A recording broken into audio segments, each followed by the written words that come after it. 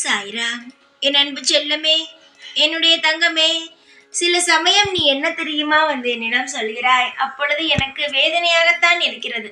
இவ்வளவு அறிவான என்னுடைய குழந்தை இப்படி பேசுகிறதே என்று. என்னை யாருக்குமே பிடிக்கவில்லை.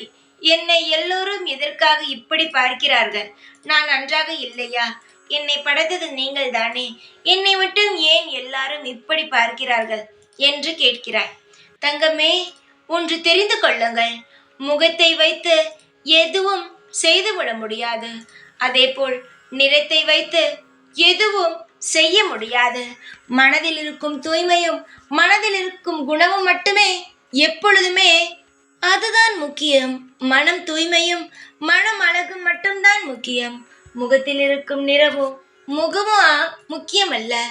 ஏனென்றால் எப்பொழுதும் அழகாகவே இருப்போம் என்றெல்லாம் கிடையாது. அதுபோல் எல்லாருக்கும் உன்னை பிடிக்க வேண்டும் என்ற அவசியமும் கிடையாது. ஏனென்றால் நமக்கு பிடித்தது போல் நாம் வாழ்ந்தால் போதுமே தவிர எல்லோருக்கும் பிடித்தது போல் வாழ வேண்டும் என்று நினைத்தால் இவ்வுலகில் நம்மால் நிம்மதியாக வாழக்கூட முடியாது. இவ்வுலகில் நாம் நிம்மதியாக இருக்கவே வந்துள்ளோம். அதனால் நிம்மதியாக இருங்கள். மற்றவர்களுக்கு பிடிக்கவில்லை, என்னை இப்படிப்பட்டெல்லாம் எதையும் வார்த்தைகளை நீங்கள் உபயோகப்படுத்தவே வேண்டாம். சந்தோஷமாக இருக்க வேண்டும், மன நிம்மதியுடன் இருக்க வேண்டும். 4 விஷயம் நாம் நல்ல முறையில் செய்ய வேண்டும் என்பதை மட்டுமே யோசித்து நல்ல முறையில் செய்யுங்கள். உங்களுக்காகவே நான் இங்கு இருக்கும் பொழுது தேவையில்லாமல் எதையும் பற்றி யோசிக்கவும் வேண்டாம், சிந்திக்கவும் வேண்டாம். அழகான குழந்தை, அருமையான குழந்தை நீ.